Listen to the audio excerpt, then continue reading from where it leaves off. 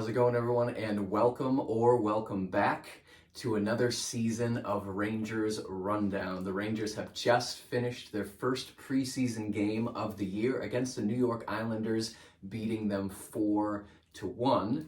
So let's overreact, as we all do, to what happens in the preseason and dive right into this game. The lineup for tonight: a top line of Zibanejad, Kreider, and Kakko, a second line of Vesey, Hedl, and Kravtsov, a third line of Othmann, Rydal, and Sikora, and then a fourth line of Trevino, Carpenter, and Reeves, with the decor being Miller, Trouba, Jones, Schneider, and Hayek, Werenski, with Shesterkin to start the game and Garand to end the game. This is the first game officially with Trouba wearing the C on the ice, so congratulations to Trouba, being named, I think, the 28th captain, 26th or 28th captain in Rangers history, so congratulations to him. It is Shesterkin versus Varlamov to start this game. Good opening shift for the Rangers. Trouba, couple of good point blasts early on in the game. Othmann gets completely nailed by a big hit. He ends up going to the bench for some repairs, little nosebleed. He would play the rest of the game, and he is fine. The fourth line trapped by the Islanders' first line, but they end up surviving. Shesterkin makes a couple of key saves there, keeping it 0-0. VC with a couple of good looks, 7 in. That would be predictive of his success throughout the whole game. VC did play a great game. He was a Ranger from 2016 to 2019, so he's kind of making his reunion tour back with the Rangers on that PTO. A noticeably physical and fast first period, especially for the preseason. Now, obviously, these players looking to get back into the swing of things. Some of these players trying to fight for a spot on the roster, so of course they're going to give it their all. I just thought it was pretty fast, pretty physical. I'm sure the coaches are saying, now is not the time for players to get injured, so, no huge hits, take it easy, let's just get our legs back. But for parts of this game, it felt like a regular season game. Shesterkin makes a couple of key saves about 8 minutes in off of the rush. And then the third line has a great shift, Othmann with a great shot and hit, and the Rangers end up drawing a penalty during that shift. At 8:59, Kubiak, not Kubalik, I kept making that mistake, Kubiak takes a hooking penalty. Power play 1 is Zibanejad, Kreider, Kravtsov, Kakko, and Jones. Power play 2, Miller, Trouba, Othmann, Vesey, and Hedl, and it would be that second power play unit to score the first goal of the game. At 10:51, it's Jimmy Vesey with a nice shot, hits Varlamov in the bottom of the mask, creeps into the top corner and into the net, opens the scoring for the game. Jimmy Vesey with that power play goal. Hedl and Othmann with the assists. Othmann would have a multi-assist game tonight, his first of 2, I believe, that Othmann had. Zibanejad with a partial breakaway, but he loses control of it. And then at 5.5 minutes left, Shesterkin makes a good save to keep it 1-0. Hedl is, I don't know if he was hooked or something happened when he was trying to enter the zone. He ends up flailing and losing his balance. They showed the replay. I don't think it's a hook, but at first blush, I thought it was. Probably wasn't. Just me overreacting, as always, to preseason hockey. No call on that. 15:48, though, Kreider would make it 2-0 with a goal. Trouba with the assist. A long shot by Trouba. Kreider gets the rebound. Kind of a half-open net. Varlamov is scrambling to reposition himself. Kreider's able to put it behind him. Rangers go up 2-0. Trevino takes a big hit. Now, he's not a big guy. He kind of reminds me of Zuccarello in his stature. I think he's 5'7", 168, something like that. Not exactly the size really typical in the NHL, but he held his own tonight, especially against that big hit in the first period. At 18 minutes, Sikora takes a hooking penalty, one of 2 penalties that Sikora would end up taking in tonight's game. Kakko, Vesey, Schneider, and Hayek on penalty kill 1, and then Kreider, Zibanejad, Miller, and Trouba on penalty kill 2, and it would be that second penalty kill unit that would score a shorthanded goal. It's 1956, Miller with a shorthanded goal, assisted by Othmann and Zibanejad. So we're not even 1 period into the game. Othmann has 2 assists. Othmann chases the puck down, in the offensive zone. He has Miller with him. Great pass across the ice. Miller able to put it behind Varlamov. End of the first period, shots are 11-9 in favor of the Rangers. We go into the second period. Shesterkin makes a couple of good stops early. Islanders had a 2-on-1 chance. Kakko rings it off the post shortly after that, and then good zone time for the second line, who overall had a pretty solid game. That second line of VC, Hedl, and Kravtsov, they did some good stuff. Rangers get caught in the zone a little bit. To be expected. It's preseason, new players to the system, still getting their legs back under them. 5 minutes in, Kravtsov has a partial breakaway, and he flubs on... I'll leave you to decide if you want to watch the replay of the game. Was it a shot? Was it a pass? What was he going for? He ends up just kind of floating it very smoothly into the pads of the goalie. Don't know what happened there. Hopefully he was going for the pass and he just lost control of it, because it was a pretty weird shot if that's what he was going for. Good shift again by the second line. And then at 6:45, Trevino and Wotherspoon, not Witherspoon, Wotherspoon, both take offsetting roughing penalties. Trevino, I think, kind of getting some anger out from that hit he took in the first period. So we get 2 minutes of 4-on-4 time. Miller makes a great move to the net to get around one of the Islanders players, pushes it right to the net, and then Hedl with a chance shortly after that during the 4-on-4. 9.5 minutes in, Sikora with a good chance of making up for that penalty he took in the first period. Reeves and Zibanejad have a little 2-on-1 look, but it doesn't really amount to much. And then 11:41, Jones scores a goal. He is yet to score a regular season goal with the Rangers, but he has his first preseason goal with the Rangers at 11:41, putting the Rangers up 4-0. Kakko and Schneider with the assists on that one. It was a point shot. It was deflected off of, I believe, Anders Lee's stick, gets into the back of the net.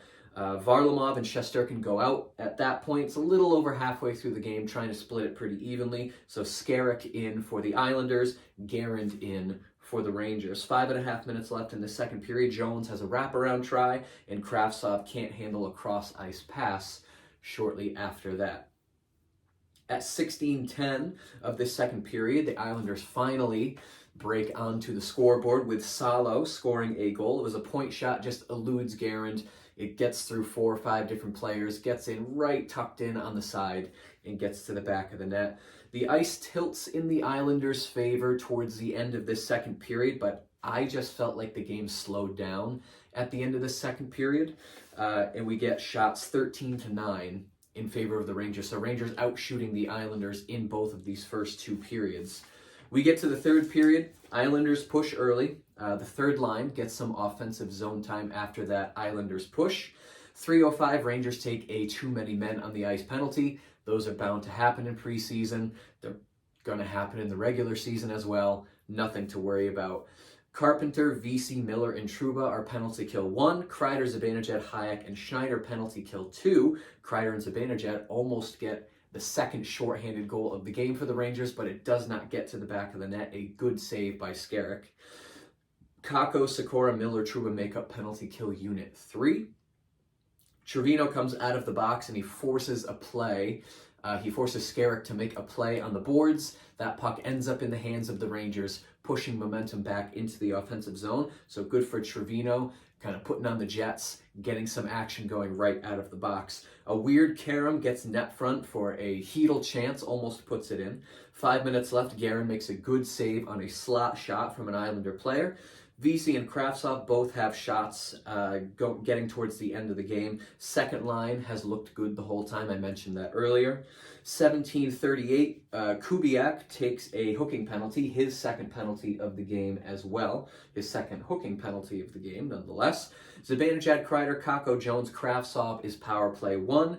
Hedl, VZ, Othman, Trouba, Miller make up that power play 2. It was interesting. The power play 2 for both times, Rangers put out 2 defensemen instead of the usual 4 forwards, 1 defenseman. They went 3 forwards, 2 defensemen. It's preseason, doesn't matter. Trouba and Miller work really well together, so they both have nice offense when they want to. Not a problem. 19:31, Trouba takes a tripping penalty to cut that Rangers power play short by 6 seconds. So we get 4-on-4 for 6 seconds. And then the Islanders get a power play for the final 22 seconds of the game.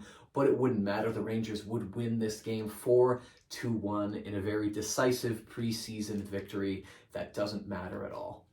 Shots 11-6 at the end of that third period in favor of the Rangers. Stats at the end of the game, shots 35-24 in favor of the Rangers. So Rangers really outshooting the Islanders. Faceoffs 54.3%.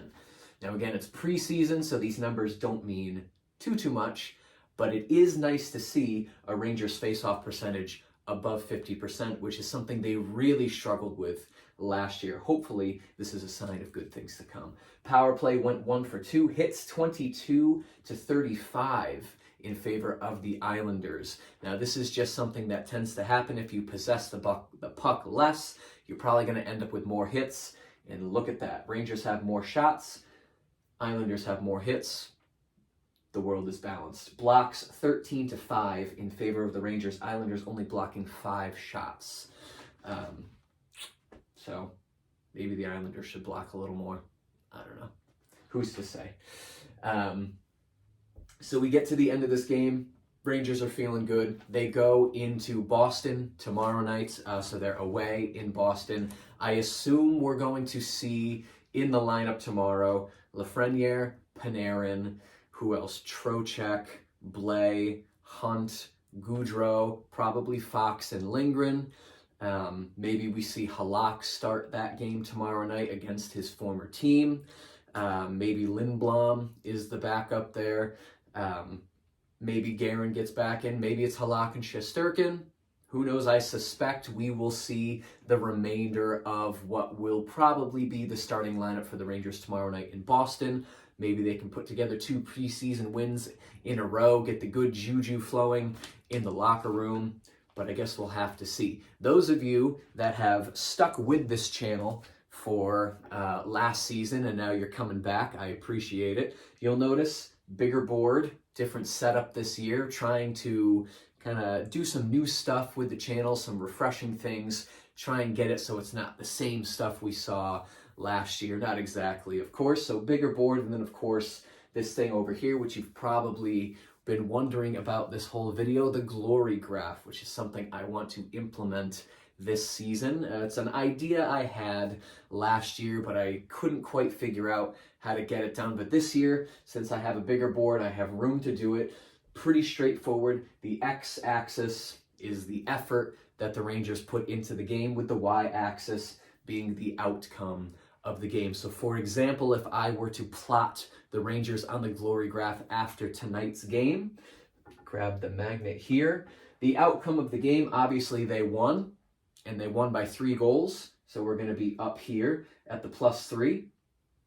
In the effort, I thought the Rangers put in a very solid 60 minutes. Was it perfect? No. Is it ever going to be? No. Is it preseason and it doesn't matter?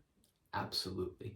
So if this were a regular season game and I was plotting the Rangers on the glory graph, they win by 3 goals. So 1, 2, 3, we're up in the positives, and their effort was also pretty solid. So maybe I put the Rangers about there for this game. And I'm going to keep track of all 82 regular season games, and I'll have a plotted graph, a plotted chart of all of the Rangers' outcomes from my perspective.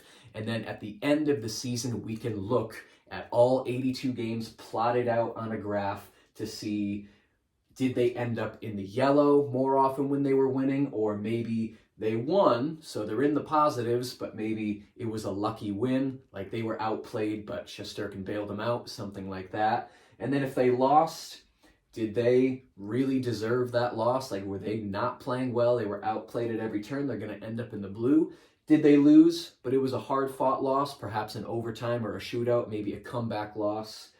Then they'll be in the green. They end up losing, but the effort was there. That's kind of how this graph is going to work. You guys can let me know if I plot the Rangers in a way that makes you angry. Of course, we can have that discussion in the comments, but this is going to be Rangers rundown for the year. We'll see how this works, and we'll see what it looks like at the end of the season. As always, if you enjoyed this video and you'd like to see more videos like it, be sure to hit the subscribe button. Thank you so much for watching, and I will see you in the next rundown.